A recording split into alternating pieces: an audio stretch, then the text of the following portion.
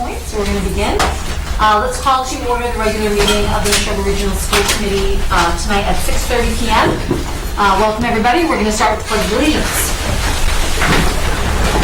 I pledge allegiance to the flag of the United States of America and to the republic for which it stands, one nation, under God, indivisible, with liberty and justice for all. All right, everybody, so we're going to get started with our agenda here. The first item is citizens' comments, for which we have none. I wonder if we could potentially change that from henceforth to public comment. That's what we were talking about, right? Yes. I had sent Leah an email just asking about that change. We just change it because it will be reflected by the policy.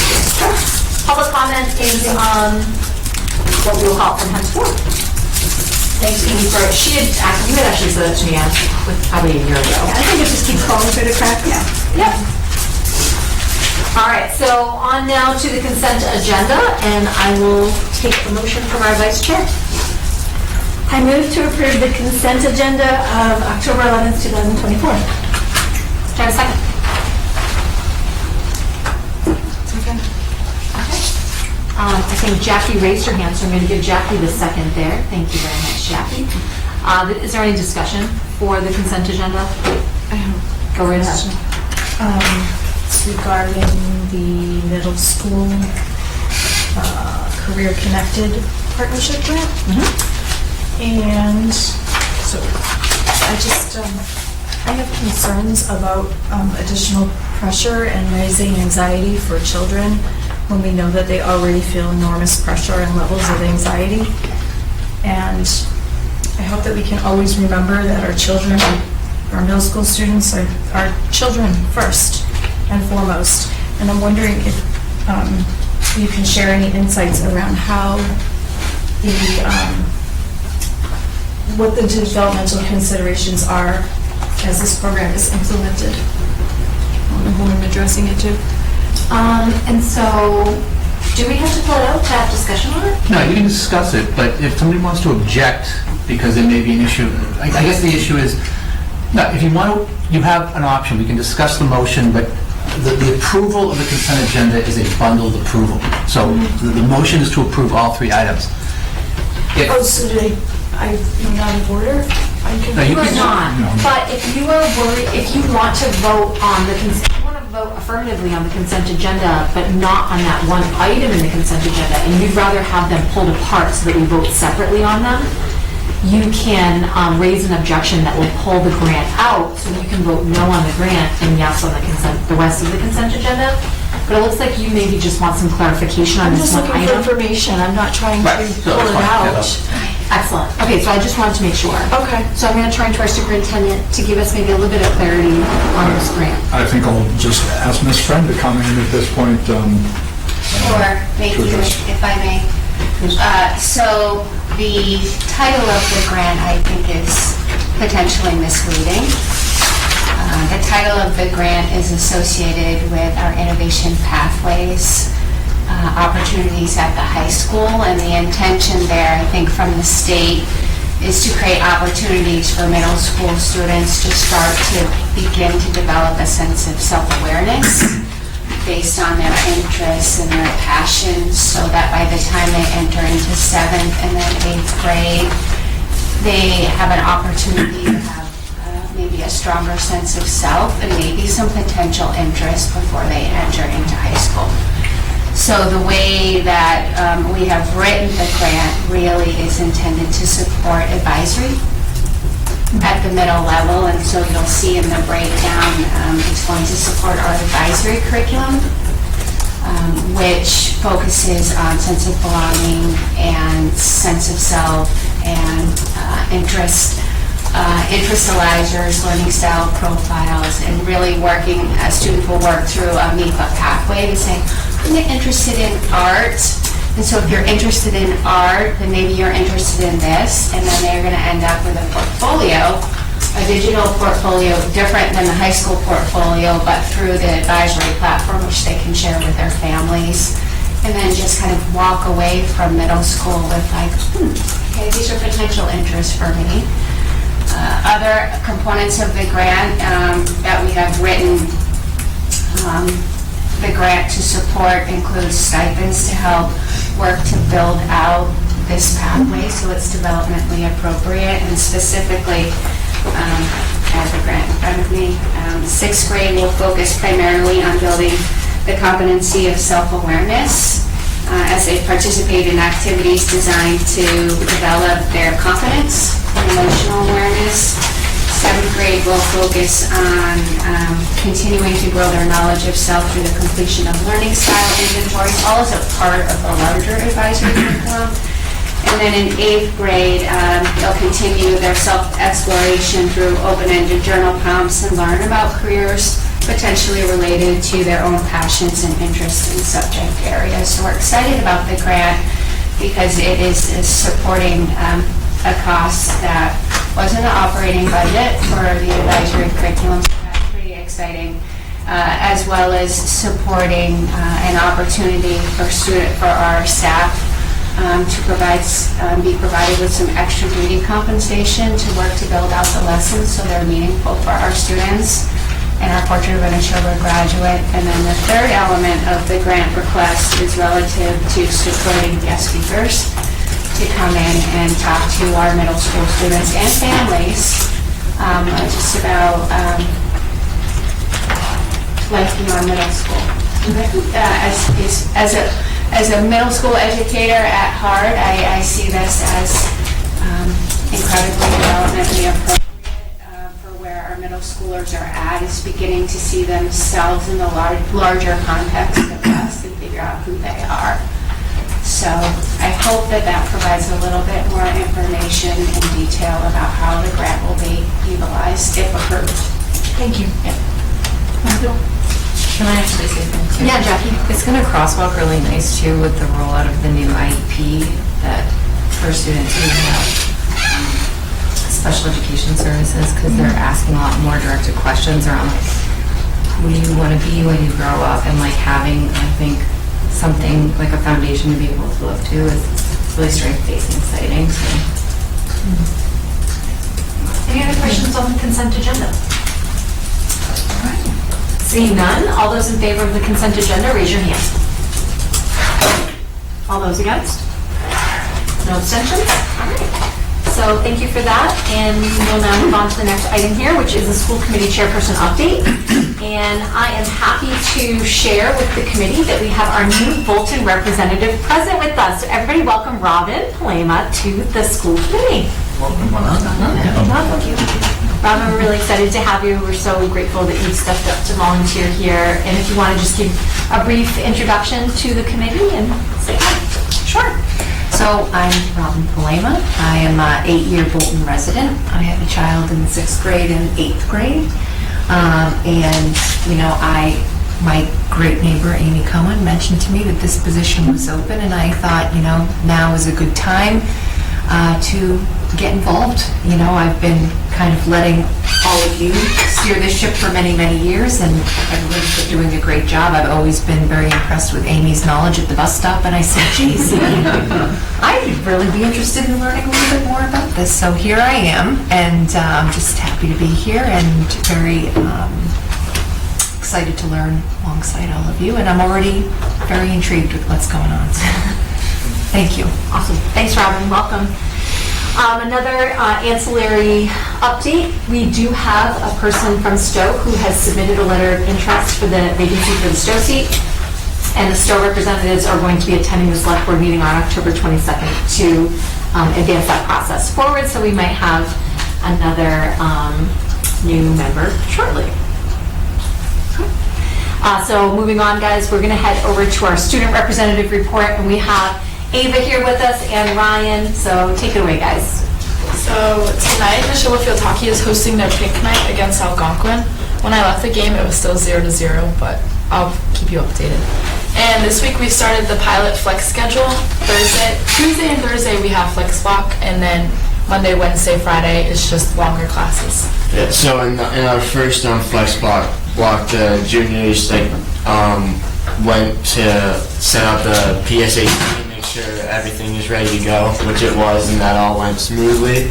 On Thursday, we're going to be doing the NEASC student survey, doing that flex block, and then the next 4, we'll give the students the opportunity to meet with any teachers they want, and then take care of any extra studying and things like that. And then once the pilot closes, students and staffs will have the opportunity to provide feedback, and then it will end in a staff vote, see how that goes. And I think just like personally, and like the people I just talked to around, like they're liking it a lot. They think the drop is kind of beneficial to steer their focus to like less classes with more time.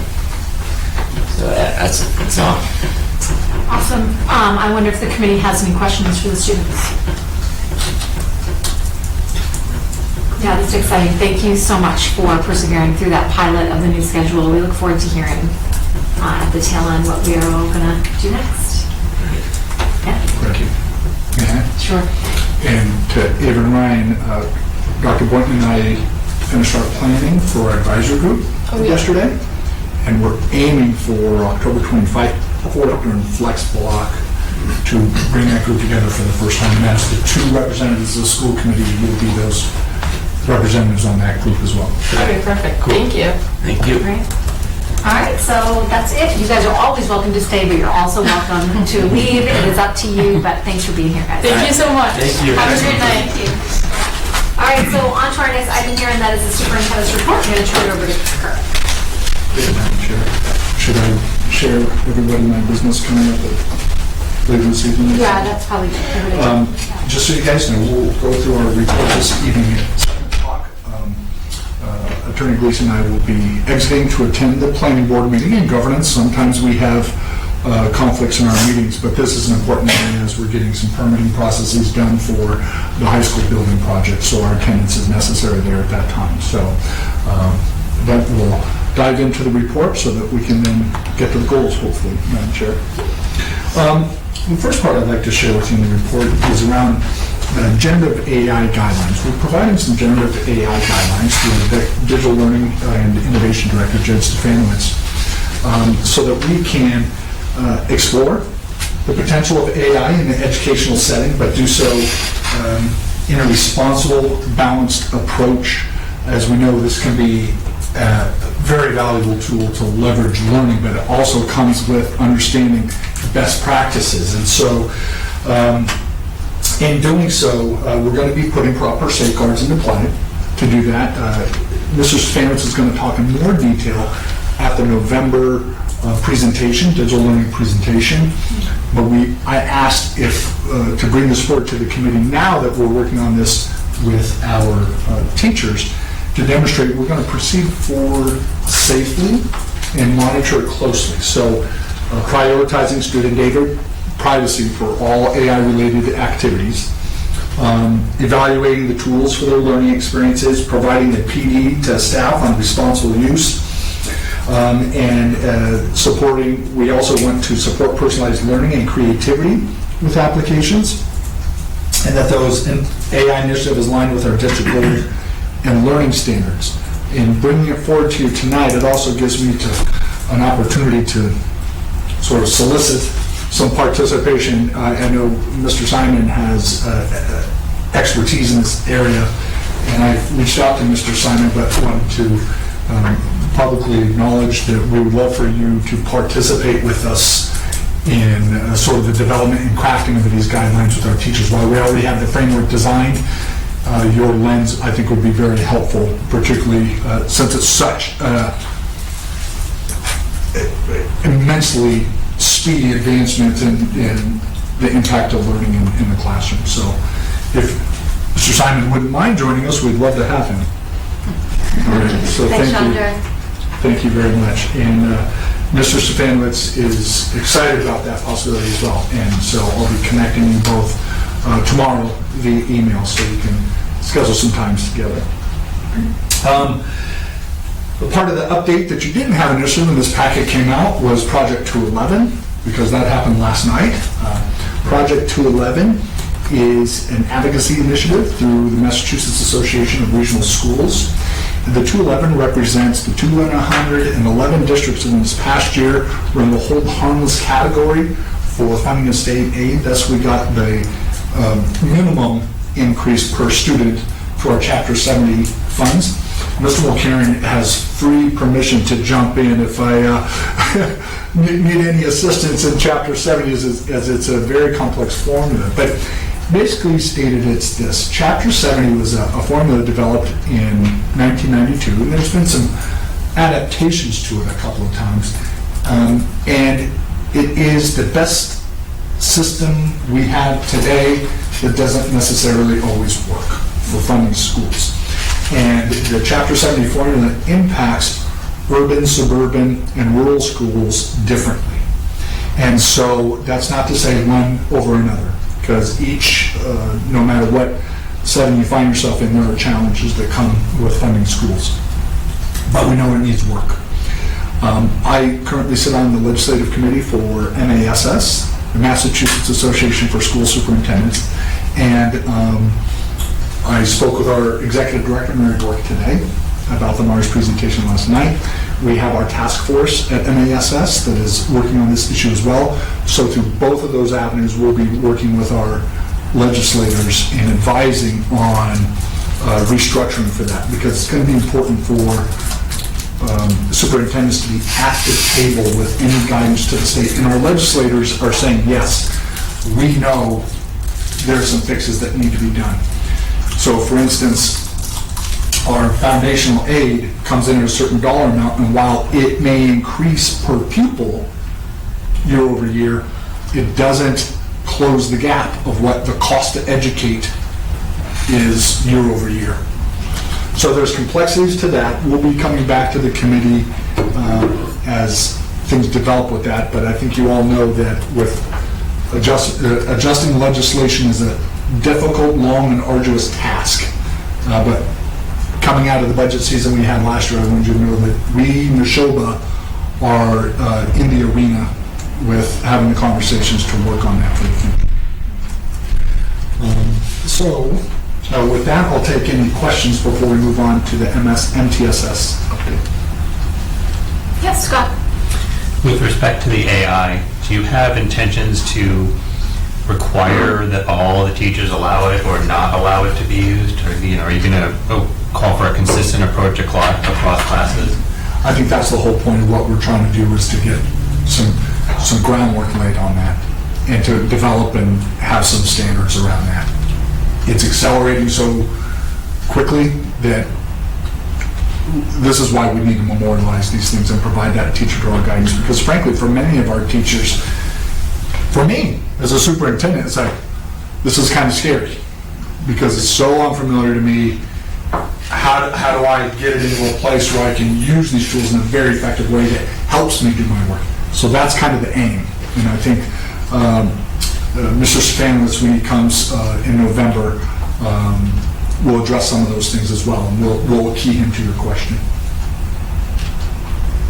Any other questions?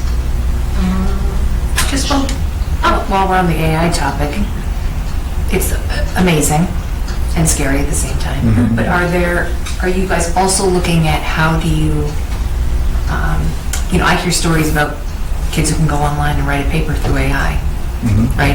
And even teachers are having difficulty identifying a paper that was written by a student or written by AI. Are there any kind of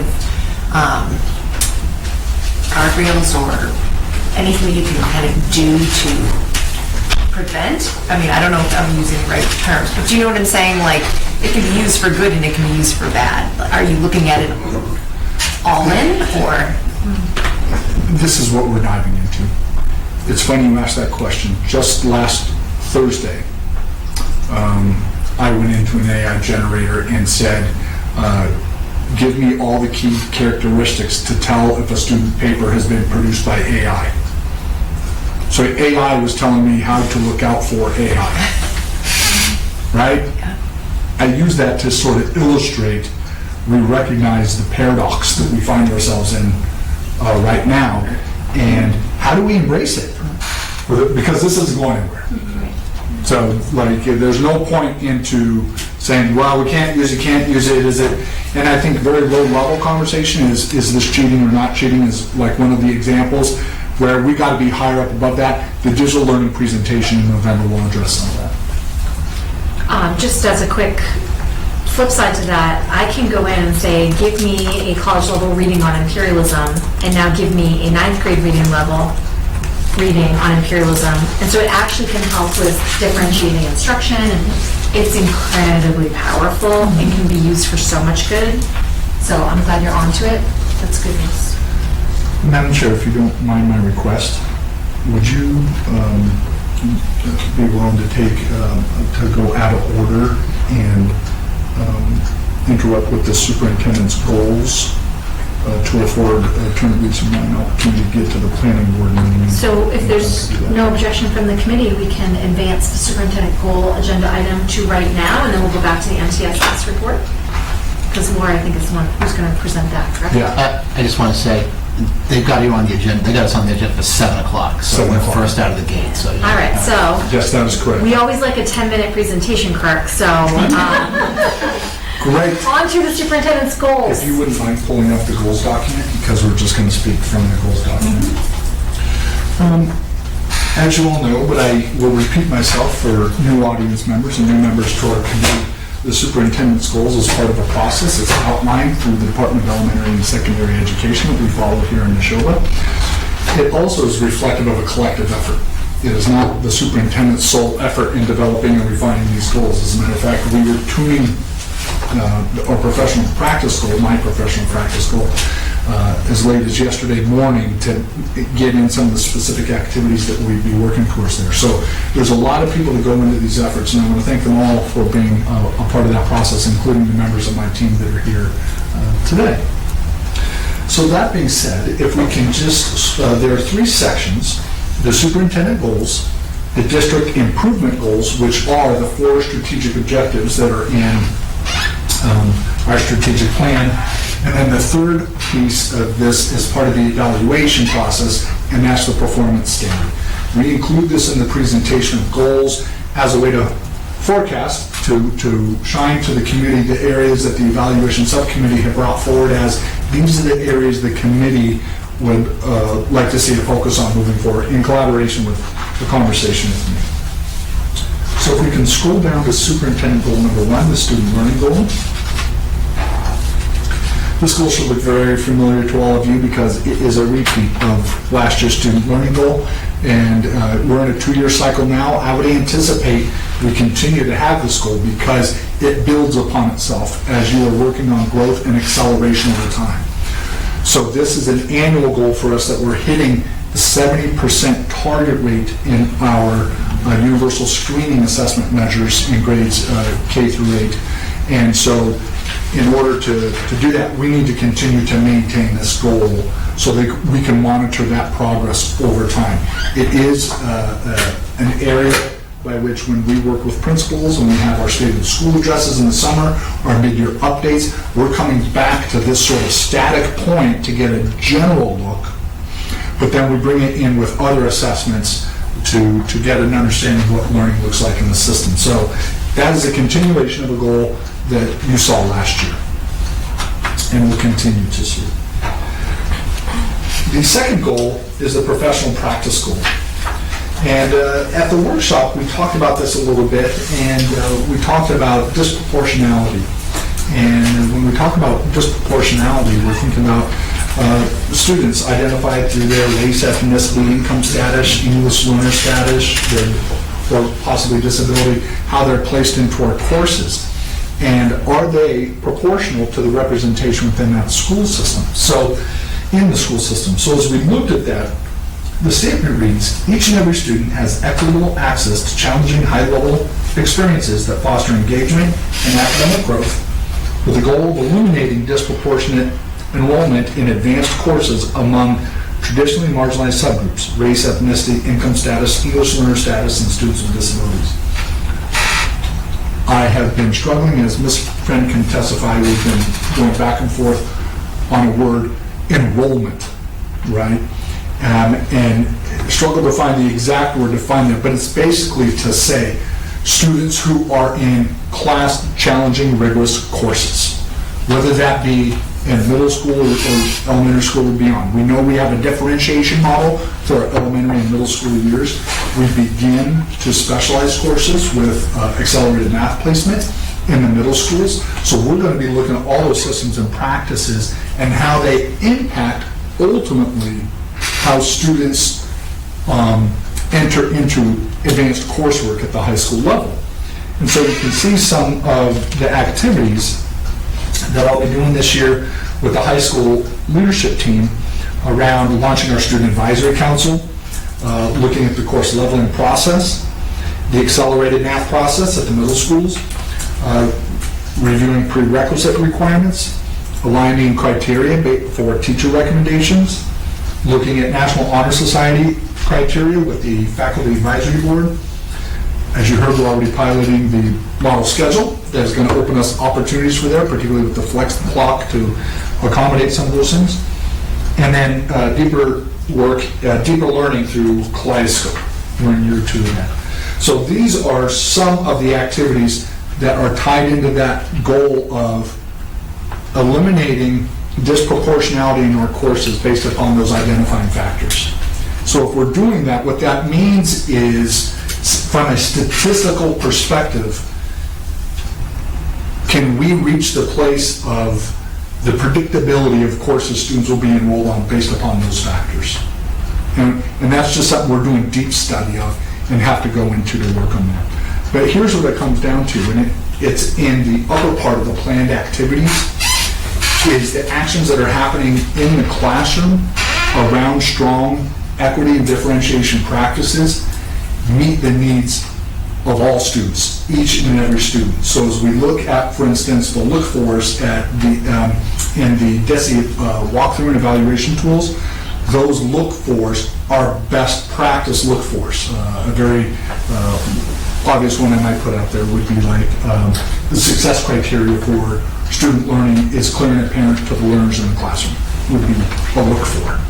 So anyway, that's where we are in terms of those 2 goals. Those are the pieces that I think I should just say for a moment, the other goals are around our 4 objectives that are in our strategic plan that I think you've heard a lot about and are in depth about with each one of those activities. So we're on the progression, the timeline of advancing those objectives as well. And then I'm going to skip straight down to the identified performance standards. So this was feedback from members of the committee that were able to participate in providing the subcommittee that information. And these are the standards in the superintendent evaluation rubric that came forward. Student engagement being very strong, and I believe that that's one that we should always have, because that's what we're about, engaged learning in the classroom. For those of you that are new to this document again, you can see the descriptions in the categories. So when we come to formative time at the end of this year and then ultimately summative at the end of next year, this is the language and evidence throughout these 2 years are presented in this forum to show work towards that. Adjustment to practice is tied to student engagement because it's when we learn how students are doing it relative to those things. We then make adjustments. You can see management and operations, the social and emotional well-being. So this is around developing the district-wide culture and support in these areas as being very important. So we want that to be a focus. Family engagement continues to be a focus of ours, as it has been in the past, as well as supporting our students and commitment to high standards. So you have the document here in the detail there. We are on a 2-year cycle, and so this is something we continually come back to in meetings. So if there's detail that we need to bring forward, I'll always be happy to bring that forward. So we'll take any questions, Madam Chair. All right, I'm going to go to Amy first. Are you sure you have time for questions? Yes. Okay, I'll try to make it quick. The question about, are the goal related to the traditionally marginalized groups and enrollment in the advanced courses?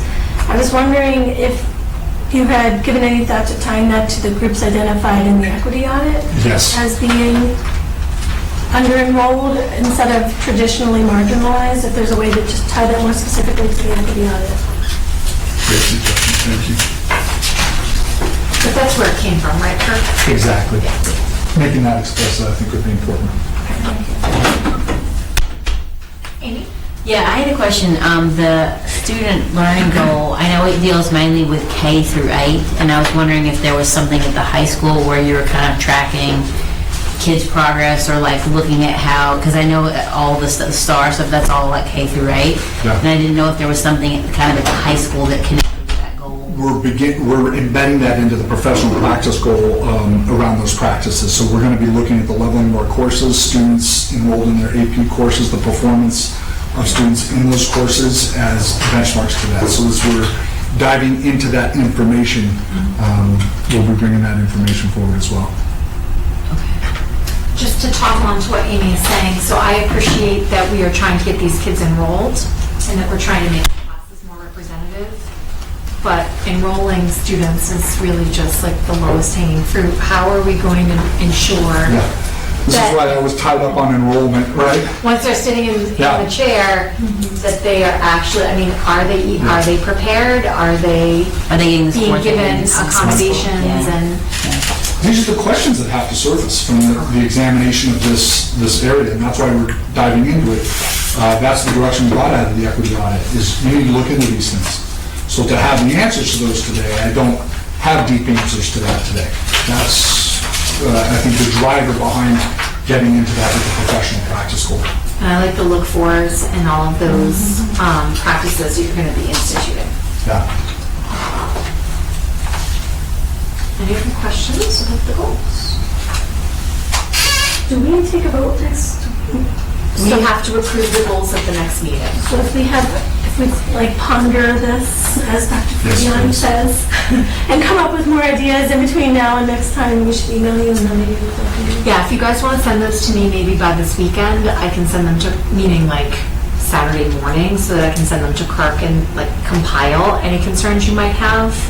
And any duplications, that I can send it to Kirk and we can have a conversation if need be. Thank you. All right, everybody, so more on this next week. We're going to move the agenda now to the MTSS update, but we are going to say goodbye to our superintendent. Thank you for doing that good work over in Bolton. Okay. All right. So everybody, on to the MTSS update. I'm going to turn to our assistant superintendent. Thank you, Fred, for that. You want me to drive? I think just to the update.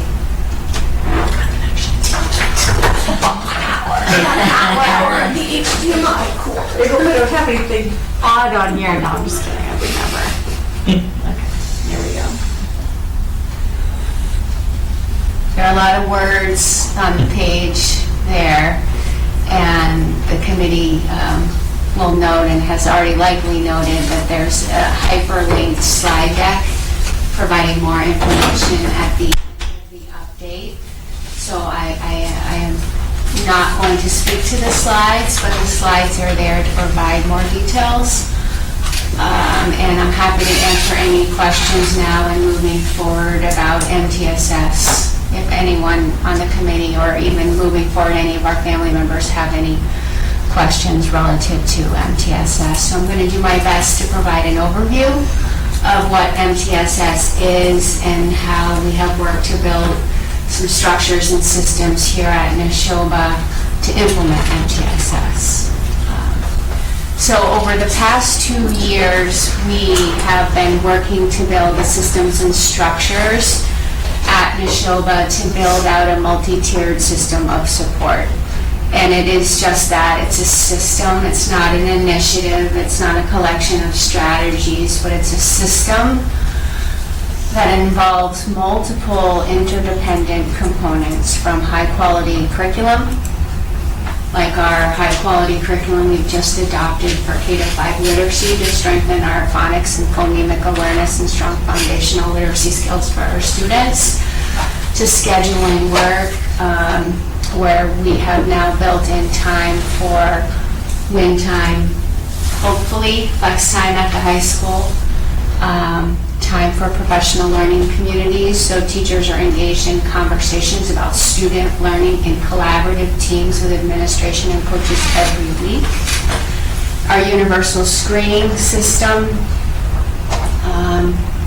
and just building a data literate learning community. Now with that, I will say our teachers are incredibly strong, they're incredibly dedicated, and the intent here to build out this multi-tiered system of support is to really make the system stronger so that it's not reliant on the teacher to proactively identify student need, to create interventions and structures to provide students with additional targeted support or intervention or even enrichment and acceleration. It's really intended to build a system, and that's just what we do because the system is there. So over the past 2 years, we've been working on building out this system. The work is ongoing. It is not perfect. We are not there yet, but we are committed to continuing to strengthen our system to not only help our teachers, but to really make sure we're proactively identifying student need at the earliest moment possible. It's critical.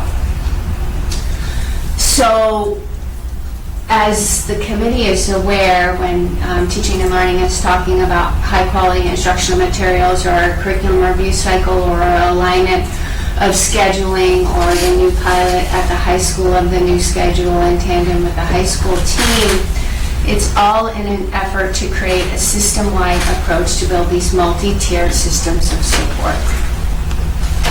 So MTSS, in my mind, is really a cohesive structure that really supports larger efforts that we're engaging in to strengthen the learning experience for our students.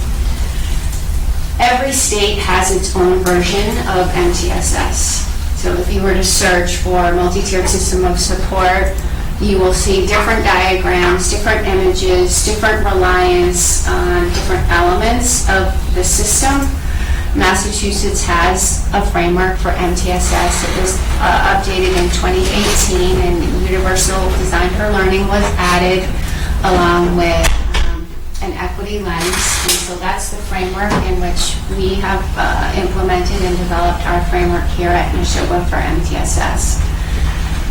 The framework has 3 tiers.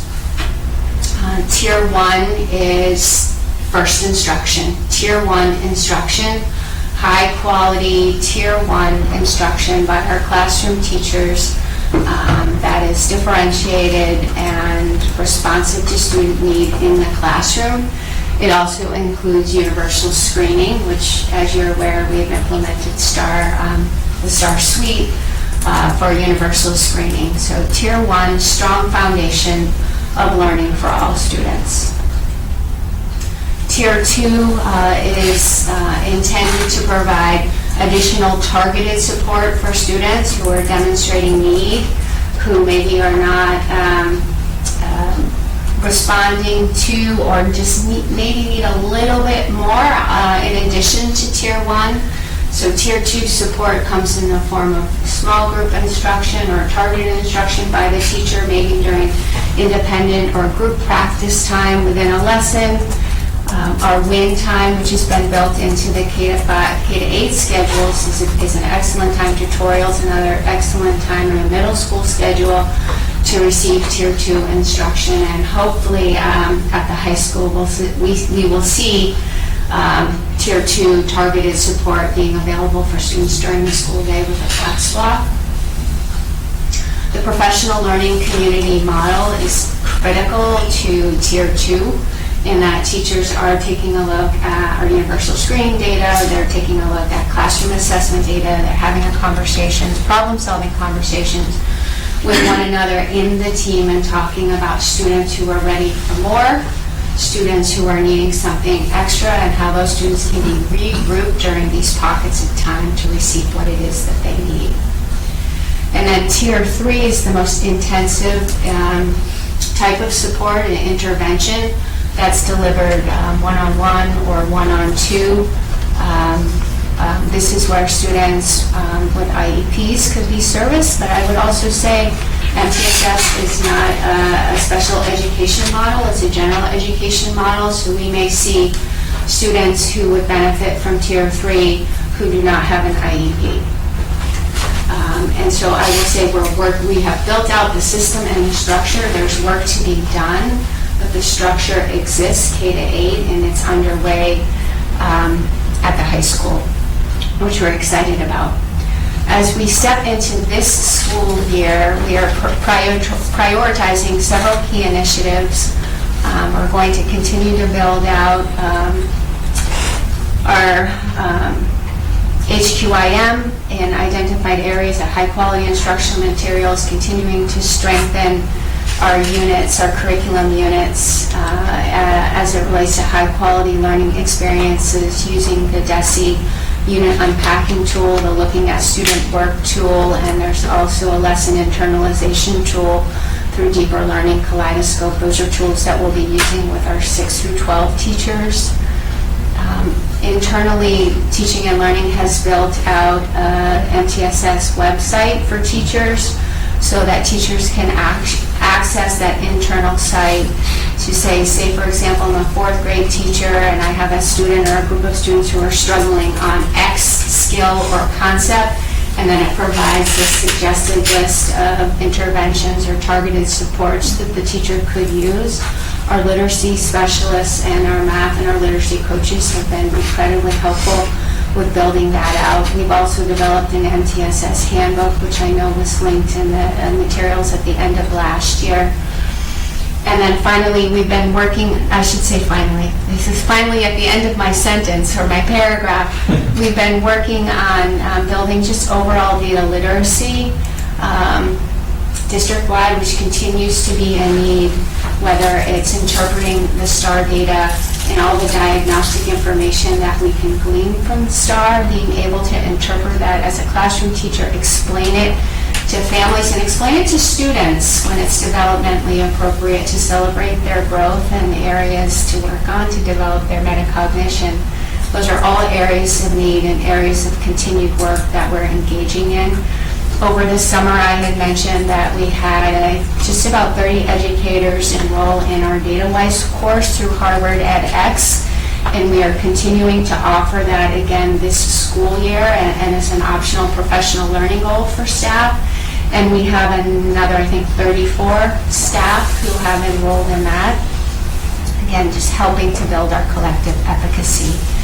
And then in January, Ms. Demanch and I are going to be updating, revising, and redoing the DCAP, and that's our district curriculum accommodation plan. That's long overdue for a review and an update, and she's bringing to us incredible knowledge around that. So you'll be seeing an update to the DCAP this year from she and I.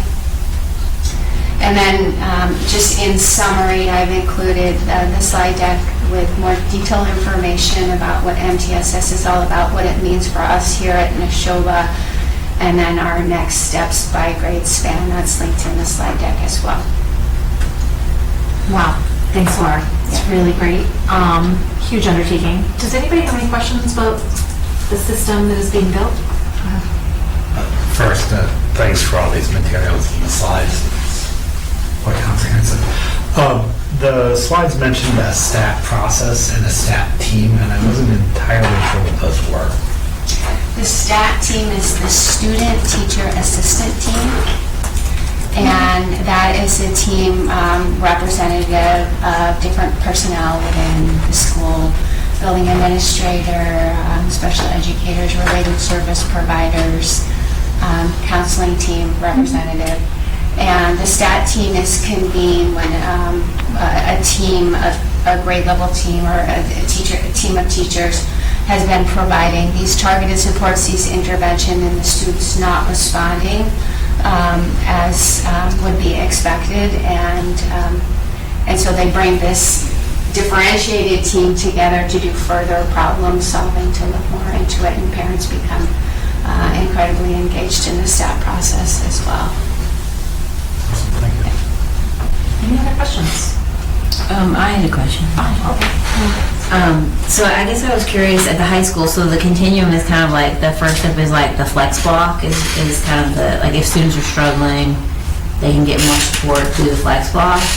And then I know they have the student support center if Yes. they're struggling Yep. more than a little bit, I guess. But like kind of I guess I'm wondering what's in the middle. Is that BLC where the teachers are coming together and talking about what's happening on assessments and stuff in court, like in like say a math class or whatever? Do you know what I'm trying to say? All teaching 10th grade math or whatever. And then they talk about strategies and implement them? Or I guess I'm trying to figure out the middle ground. So we're definitely leaning into it. The proposed new schedule allows for two important components to help lift MTSS at the high school. And you speak to one of them, is flex block, certainly, right, providing students an opportunity to seek out, or teachers to collect students and say, hey, you know, I want to review this with you again, or let's retake this assessment, hopefully, that kind of thing. So that's an additional time that's not already available to our faculty. The complement to the flex block are PLCs, and this is leaning in new for the high school, this idea, but the idea is that teams teaching the same content area, the same subject area, coming together, focusing on the 4 to 4 questions. What do we want students to know? What are we going to do if they don't get it? What are we going to do if they already know? They already know it, and what does it look like? That the goal is that those teams will be focusing on those 4 questions. Right now, what the high school is piloting, again, new, right, brand new, is using the DESE, looking at student work tool for deeper learning. And they're trying that tool out as a foray into talking about student learning in the PLCs at the high school. So those are 2 new additions that focus on student learning that support MTSS. Yes, the Academic Support Center is an incredible resource for students, but we're really trying to bake it into the cake and just make it part of the structure of the schedule itself. So they can do that during that pilot time, but then those PLCs, are they then meeting like after school or something, or during professional development time, since you're only piloting that? So we're schedule piloting the PLCs during the pilot schedule. Right. The work will continue in department meetings that are led by the department heads during that time, but it would provide maximum opportunity if it was, we were able to, again, hopefully, you know, we'll pivot and whatever happens with the new schedule, but really making it part of the cycle would be incredibly powerful for teachers and for students. 2 high school teachers here with us. No pressure. Great. Thanks. Yeah. Lindsay had a question. Yeah, actually, so that just answered my main question, but then just a follow-up note, I also was just reviewing the materials, and we might want to check the MTSS flowchart link, because it's no longer working. The one at the end of the document doesn't work, though. Yes. That was it. Thank you, Lindsay. I wanted to make a comment. Oh, go ahead. You can go and then I'll go. Oh, I just wanted to make a comment about, there's a sentence in there. Let's see if I can find it. There was a sentence in there that says, proactively identifying and addressing the unique strengths and needs of each student. And I just want to say thank you for that. I know that is something that teachers have worked on with some more success than others for a long time. But I've never seen it stated so directly and in such a clear, across-the-board commitment. And so thank you for that, and to get to that place of really knowing kids. Thank you for noting that. I know an area that I'm passionate about all areas, but one area that I am passionate about is ensuring that those students who are demonstrating readiness for enrichment or extension, that we're also capturing those students along with those students who are needing some targeted support, and readiness looks different, right? It doesn't just have to necessarily be academic interests. So really opening our minds to the possibilities there and understanding the whole child is there are so many possibilities that, again, as I said to Ms. Vessel, we're leaning into it, but it is directly aligned with ensuring that we're really working to try and create spaces for each and every student. Thank you for that. Yeah, my question also has to do with the wing time and the flex time. Because I don't know if those are named differently because they are different things at the high school and the K-8 levels, but I have 2 high school students right now. I saw that looks like they'll be using an app during their flex time to kind of request meetings with teachers during that time. At least that's how I'm envisioning it. Yeah. Which sounds like what I need now, right? Like the same kind of concept. But at the K-8 schools, where wing time is already kind of built into their schedule, do they also have an ability to, I know K-5, they might not be ready, they might not be able to handle that kind of thing. But in the middle school levels, do they have any kind of ability to request what they need now during that wing time? Or is this something more where it's pushed from the PLCs coming together and identifying like, okay, this is a need this group of students have, let's focus on that? Is it, do you see what I'm trying to say? Like, do students have an I opportunity do see what you're trying to say, and I wouldn't want to answer it because I'm sure it's varied, by grade level and space and teacher. I would argue that would be a model that we should consider and think about, particularly as we're wanting students to develop their own sense of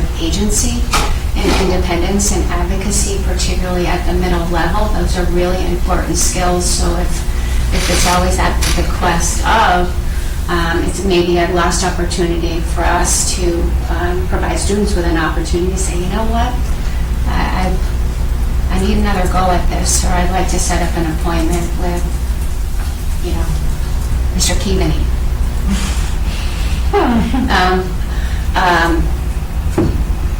I know that our middle school teachers are incredibly responsive to making sure that students are getting what they need and pulling them when necessary, but the idea of trying to figure out a way that we could maybe lessen the scaffold there may already be happening, but would be something perhaps we could talk to the principals when they present their school improvement plans in November too.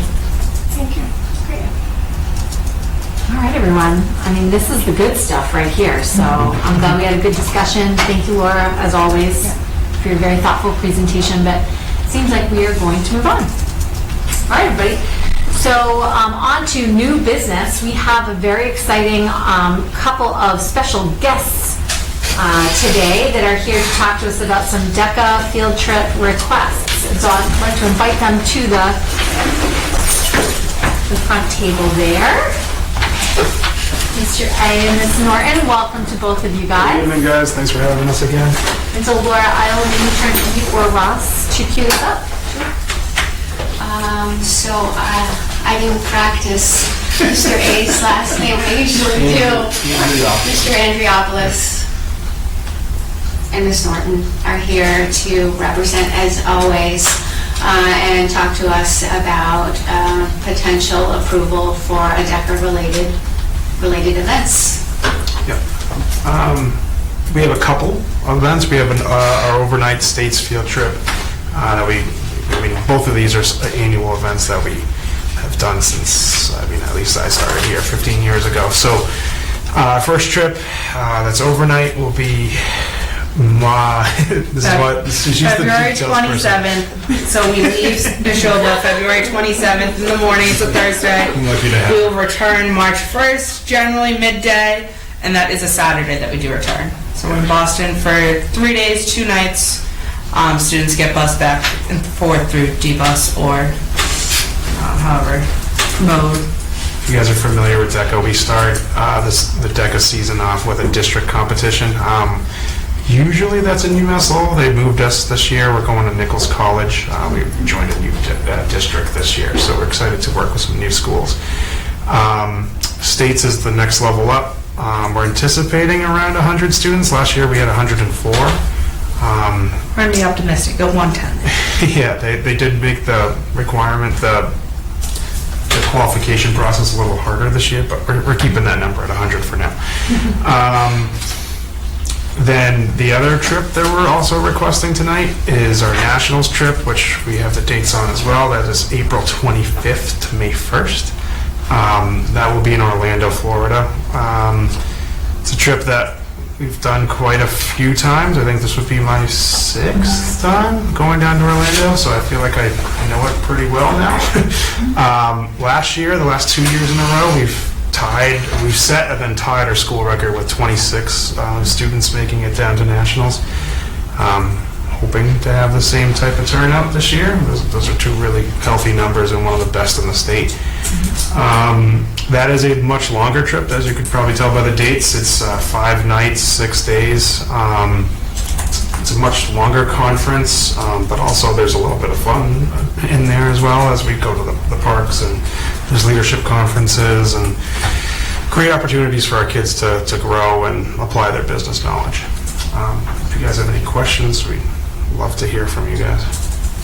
So I'll start off by saying this is one of our high-profile programs at the high school. It's a program that so many kids take advantage of and actually energizes and inspires them to do great things out in the world. So we thank you guys so much for continuing this tradition year after year after year.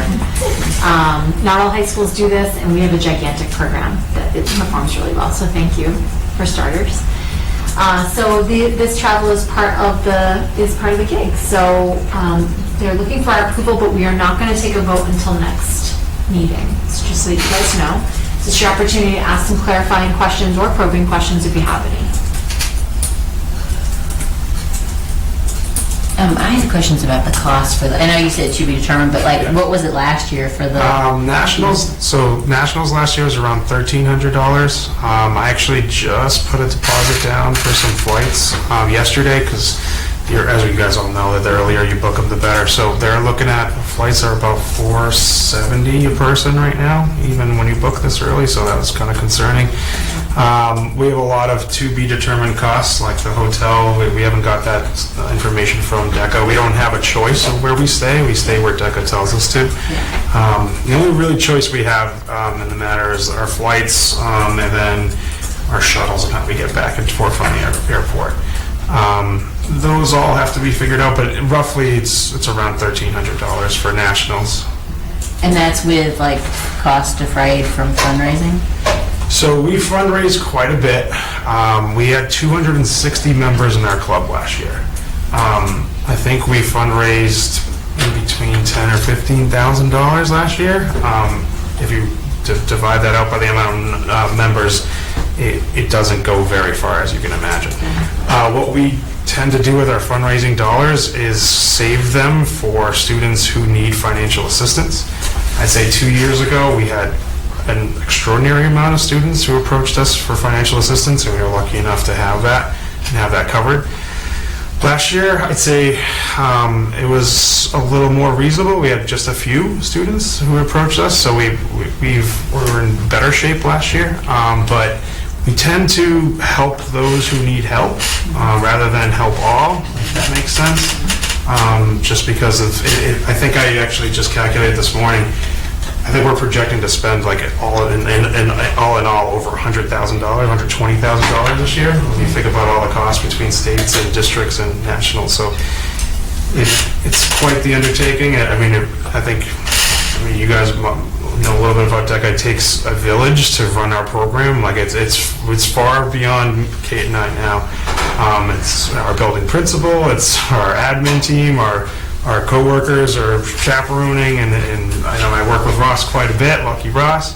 But we have a lot of people supporting the program, and it takes a lot. It's a wonderful program. Yeah. Looks like that might be it for the questions. So we thank you guys for coming. Thank you so much. Yeah, we have a mock competition on December 5th. We'll send you guys an email. We'd love to have you come judge if you're available. That would be wonderful. And you can just experience DECA for yourselves. That'd be great. Thank you so much. Thank you. All right, everyone, so more to come on that next week. If you have any questions, please direct them to me, additional questions. So moving on, we have an exciting opportunity. The motion is actually... Oh, it is. Yes. So we have next on our agenda under new business is the appointment of our Bolton Town Administrator, Marie Sobolvaro, to the NRHS Building Committee. So with the exit of John Lowe from the position and Marie being hired to the position, she now is the Town Administrator representative, and she collaborates with the other two town administrators to kind of represent that voice on this committee. And so we're lucky enough to have Marie step up and agree to do this work, but we need to conduct this kind of perfunctory vote to approve her membership on the committee, because then it gets sent to MSBA. They take the committee composition very seriously. So without further ado.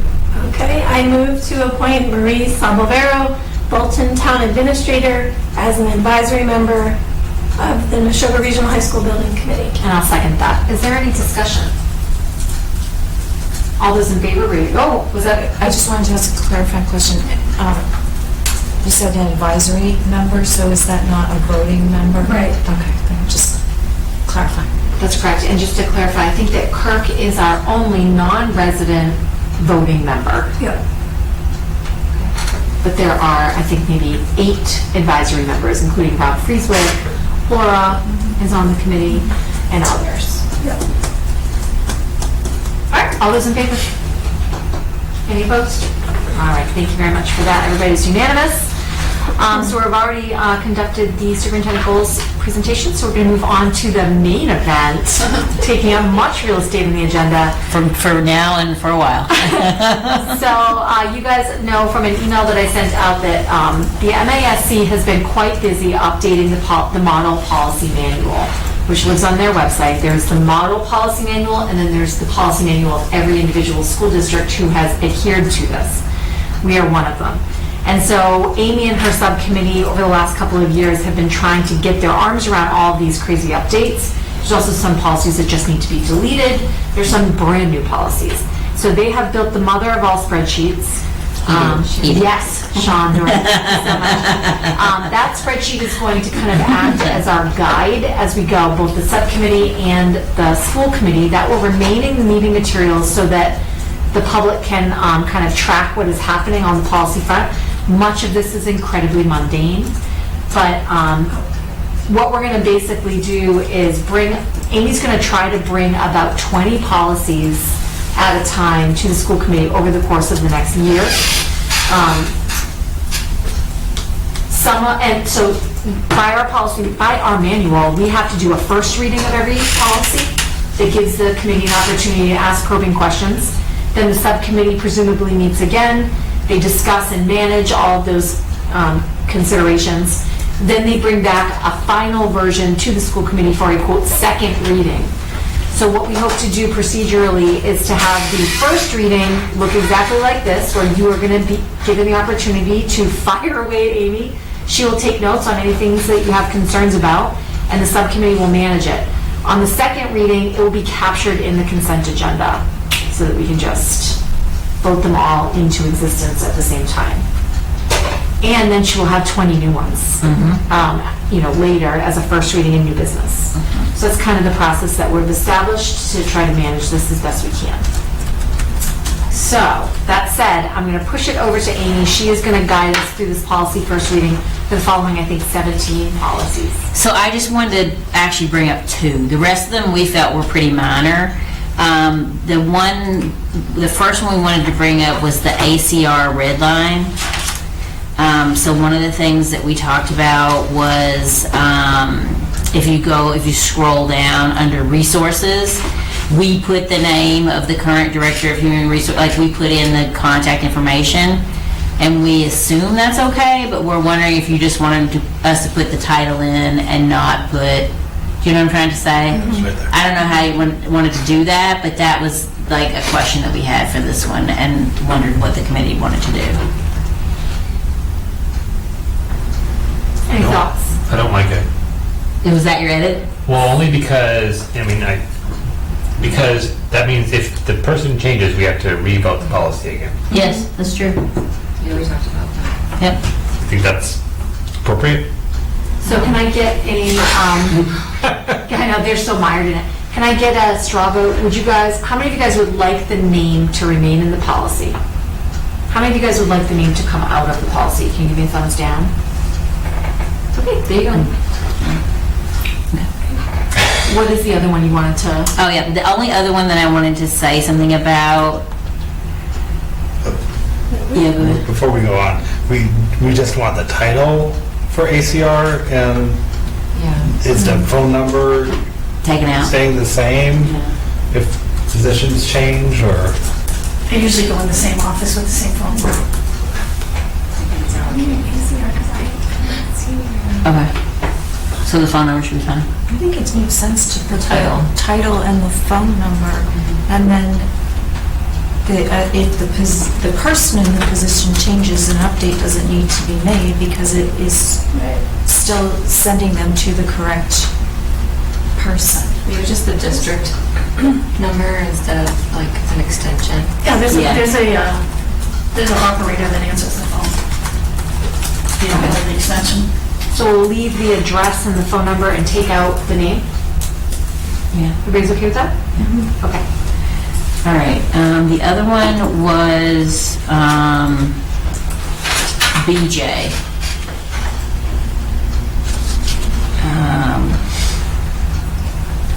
There was all that in red. Chandra, you want to talk about that because you noticed that change? Hold up, pulling it up. Yeah, so I think it's like you said, it wasn't in the, like it was in the MASC.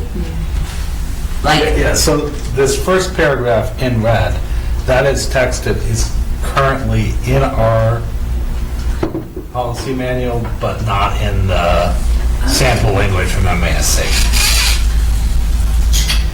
So I'm not sure if we're just out of sync with the sample policy language, or if some previous version of this committee thought it was important to add this language.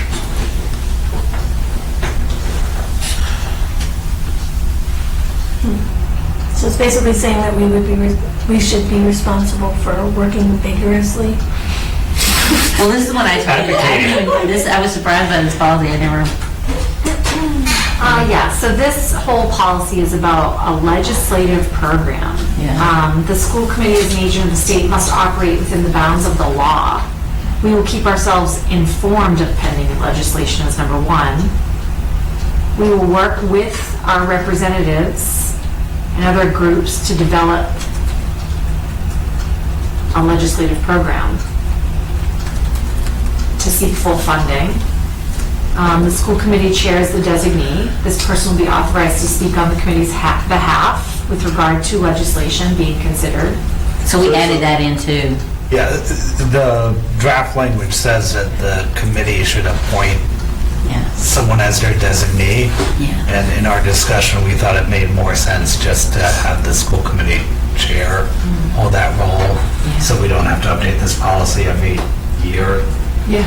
Or their designee if the chair wishes not to do it. So I'll speak first and say that I think it makes sense to delete that first paragraph red text, only because I don't actually know that that is the school committee's job to actively root out laws that are not our friend and work to get rid of them. I agree. That would almost be like me advocating for a ballot measure. I don't like laws telling you what to do, or in this case, policy. But This might lead back to something that was relative to 1995, based on what I'm finding on DESI, so it could just be something that was retained And should have been rid of? I think I agree. It's a weird thing. Yeah. All right, so can I get a thumbs up for anybody in favor of the policy subcommittee removing that red text in the first paragraph? Everybody feeling okay with that? All right, great. Anything else, Amy, that you That wanted was to it. explore? The rest was pretty minor stuff. All right, but does the committee have any concerns on the 17 policies? Go ahead, Scott. Policy BA? AB? No, Oh, BA. Number 4 uses an acronym. I think we should say what that acronym means. Did you guys insert SMART? Is that something that MASC wanted? They have. They have it. Yeah. Okay, so maybe just articulate that. Okay. Anything else, Scott? Anything else, guys? Just a question, do we want to make it SMARTY goals since that's what we have adopted, or are we happy with SMART and then it's our prerogative to add the E or not? So inclusion and equity are the two words at the end that we have been using in our personnel subcommittee training of the committee on establishing goals. It is something that we value in our school committee goal setting process. Can I get a thumbs up if everybody's okay changing that to SMARTY? Give me a thumbs up if you're okay with it. Oh, you're in the middle? Well, so I wonder if we need to specify what kind of goals, whether it can just be establishing practical goals. But if we could change our kind of goals in the future. I'm just feels a little weird to be prescribing a format for the goals. But I don't have strong feelings on this one. So you want to eliminate SMART altogether? Just throwing it out there as a... I would argue to keep it in only because it's kind of indicative of the whole educator evaluation process that we set SMART goals. Even if we hold Kirk to SMART goals. It's a send. Is it? So I felt like I had enough people to say yes to SMARTY. You've convinced me. All right. Question? I just have a question about the last sentence in the second paragraph of this policy. It says, and I think it's referring to the school committee, must carry out its functions openly while seeking the comments of public students and staff in its decision-making processes. And I just wonder if we should amend that sentence to say, while providing opportunities for comment by public students and staff in its decision-making process? I would want you to think about the precedents that we set every time that we make a change to policy and knowing the volume of policies coming through. So like, I guess that would just be like, MASC is making recommendations and we're following them. Yeah, but this says we're going to seek the comments of public students and staff in their decision-making process. I mean, our current policy says that. Yeah. I actually think that's appropriate. Whether we do it or not is another matter, but it actually is appropriate for us to seek those comments. I totally agree, but I think what I heard Jackie just saying is that we don't want to editorialize too much in this process because we could get really bogged down if we start wordsmithing. Which is like kind of taking conversations that we've had as a policy subcommittee and reminded ourselves like, what's the spirit and responsibility of this policy? Like, how would it look like in implementation? So it's really trying to use that as a way to think about the words that we choose. Is everybody okay keeping the language as it is? Can I get a thumbs up if you're okay leaving it the way that it is? You can live with it? Yeah? No? Right. Okay. Question? I think a comment relating to this. I wonder if like there's value in not straying from the MASC reference version of the policy unless there's a strong compelling interest to do so. Just as we're about to go through 100 and mumble of these, that might be a useful framework to think about when we should change language and when we shouldn't. Because we're already having those issues, right? Where we'll come across a policy and it's like quite a bit different from what they suggest the revision is. Yeah. And we're like, how did it get from this to that? Like there's stuff that's been done and why is it different from the, I don't know, yeah, so there's some of that going on So already. sticking to the model policy is what we're trying to do. As much, I think, as we can, yeah.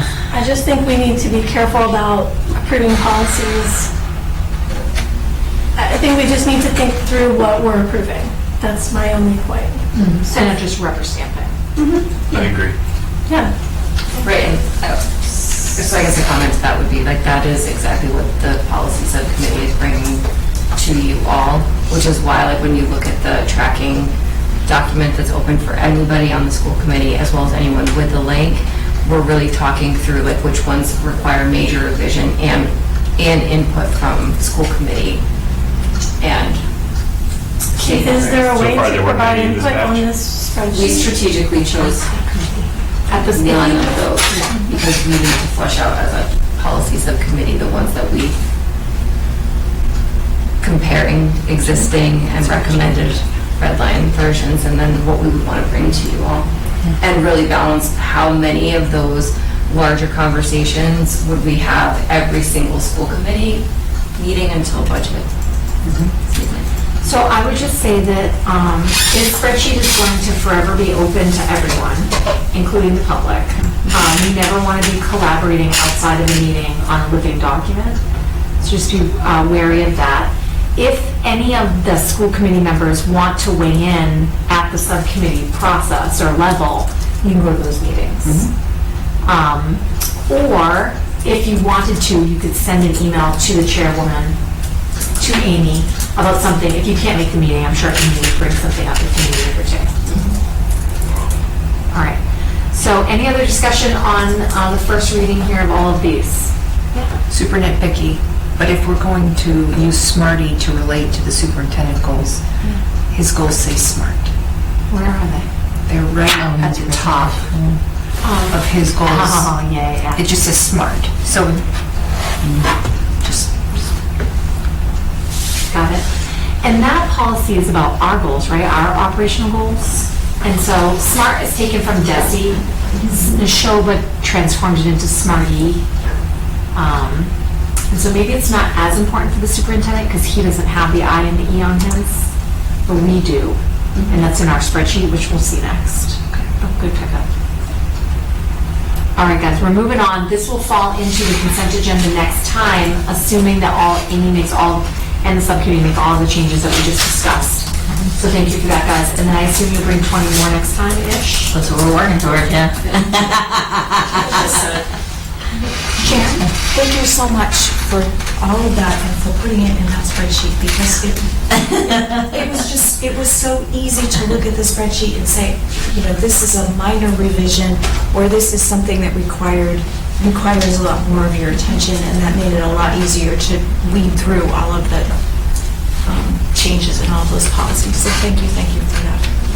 Yeah, and those colors, that's gonna show, like, the yellow ones are the ones we're gonna talk about, right? So that's what the yellow means, is like, we need to bring that up and talk about it. Do you have a key on the red? No, the red is like, we're not ready to do anything, like, stop, Yeah, the key there's an issue with this. Can you make a color coding key on there? Like And the goldfish on blue, there. what's the blue? The blue is like in progress, that's what we're focusing on right now. next Yeah, yep, Awesome. yep. Thank you for that. Well done, guys, well done. Excellent job. So let's talk a little bit about our school committee goals, which we discussed at length at the last meeting. We presented them all. I'm hoping, Alita, are they in the last meeting's materials? Yes. Thank you so much. So Alita is bringing that up. We are so good at this point. There's nothing terribly groundbreaking here because we're just really trying to elevate the same work year after year to do what is within our purview. Is there any, well, let's start with a motion, Amy. I move to approve the school committee goals as presented on September 25th, 2024. And I'm going to second that. Do you guys have any further discussion on the goals? Sheldon? Do the members need to be updated, reflecting new members? In particular, the vacancy, Chandra? Yeah. Is that what you mean? Policy. Yeah. Yeah, I can do that. And I think that, I mean, do we know what our new member, can you just scroll a little bit, Alita? So I think that is, so Robin and our new member from Stowe will need to be assigned. And so I think that communication and policy are where the two new members are going to land. And I'm trying to create balance by town. And so we have Bolton, Lancaster, Bolton, yeah. So our Stowe member is going to land on communications, and Robin is going to land on policy, I think is the way that shakes out. I'll need to think about it more now. Okay. Can I ask a question? I wonder if we should, in the same way, somewhere we were going to put what Smarty is, I guess, in one of those policies, or Smart is, should we put that on here too? Just for the benefit of public. Yeah. Whereas, you know, as people roll on and need to figure this out. Isn't the policy linked at the top? Is that the policy? Yeah, that's actually. So maybe that covers us. Okay. Okay, cool. Any other discussion? All right, all those in favor of the school committee goals? Yay! Unanimous, thank you very much. And will these go on the website? They will go on the website, not in this format, but Alita and I will work together to put it in that nice format that Shelley's does on the main page. That's just like a narrative, it's more narrative style, or bulleted. Yeah. All right, guys, so on to subcommittee or advisory reports. I wonder in all of your travels if anybody has anything that they would like to make the committee aware of. I do. Yes, thank you. So DRJ met for their onboarding and first meeting of the year on October 1st. It was really exciting because we will be convening as a team in person here on November 12th. It will be the first in-person meeting in well over a year. I gave a recap of the proposed goals that we would be voting on today, and a sub-working group of DRJ is working on the ask for the presentation for the October 24th meeting? Yeah. That's right, so they're working on that, and representation will be available for that. Fantastic. Thanks for that, Jackie, and thanks to Jay for continuing to work so hard. Any other subcommittee or advisory reports? All right, guys, so we are moving on in our agenda. Let's talk about items for next agenda. Do you have the planning calendar, Lita? As you guys can see on the planning calendar, our next meeting is on October 23rd. It is a remote meeting. So we have a few things that are listed there.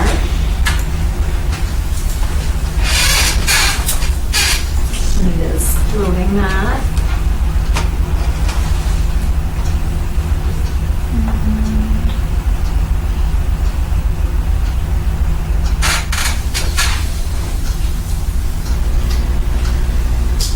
So the policy first reading that's on under new business, you will make us aware of what that will be. If, you know, I mean, obviously you guys are cranking, but if you can't get something to us every single meeting, that's understood. You guys don't meet every other. Well, we already fleshed that out for next time, so we're just still, we'll get back to you. All right, thank you. Yeah. Wonderful, wonderful. Anything you would like to see on there, or anything you want to see on a future date?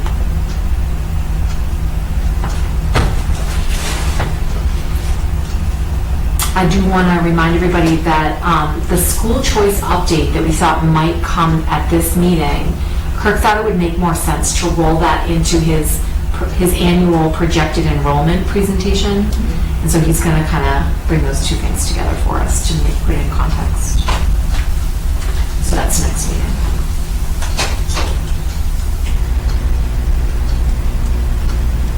There's nothing listed under finance and operations, but is that? That's normally something that you guys build on the go. So the enrollment will inform the budget, but it's not necessarily a finance and operations agenda items relative to school choice. One thing that I would like to see happen is maybe get budget and warrant, put an agenda item on, because we used to do the operations reports, That's what I was wondering. and Ross, you would give us, is that still something that we're gonna do? Yeah, so we will. So I have a meeting next week with Kirk to go through all of the finance and operation items that should be on the planning agenda for the calendar year, or for the school year. So I did share a draft of budget and warrant at the last meeting for the end-of-year report of last year's budget, and then a preliminary for the first 2 months. I won't get into detail why it's not as explanatory as the first 3 months of the school year. We can talk about that, but it'll end up on the agenda for the second meeting in this month, so next meeting. We'll be looking at those reports. Yep. All right, so Kirk will, he's always actively updating the planning calendar, so you guys can refer back to it if you want. But you can also send to me anything that you would like to see on there anytime. Anything else on the planning calendar?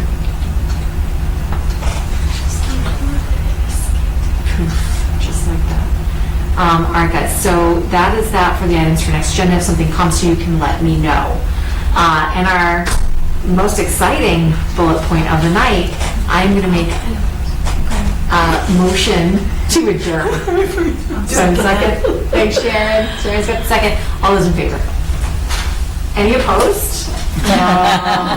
Good night, everyone.